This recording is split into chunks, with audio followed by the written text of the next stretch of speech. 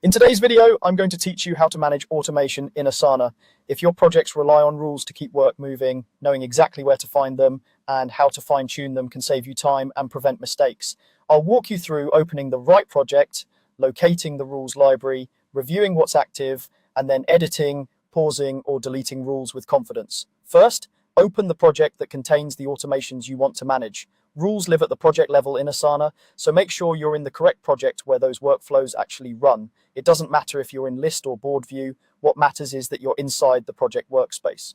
Next, head to the top right corner and click the Customize button. From the panel that appears, select Rules. This opens the rules library for the project, which is your control center for everything automation related.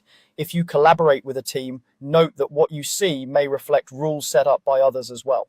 Here you'll see a list of all active rules. This overview typically shows the trigger, the actions that fire, and the current status. Take a moment to scan for duplicates or overlapping logic.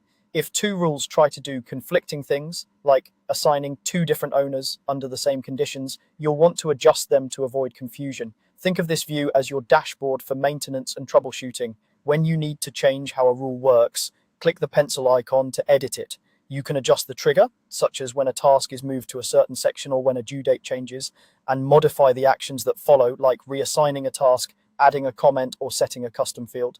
Keep names and descriptions clear so anyone on your team understands what the rule is supposed to do.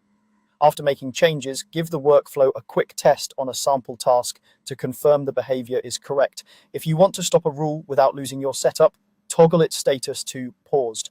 Pausing is ideal for temporary changes, testing, or seasonal workflows. Remember, pausing prevents the rule from acting on new events, but it won't reverse actions already taken. Finally, if a rule is no longer needed, click the three dots and choose Delete Rule to remove it permanently.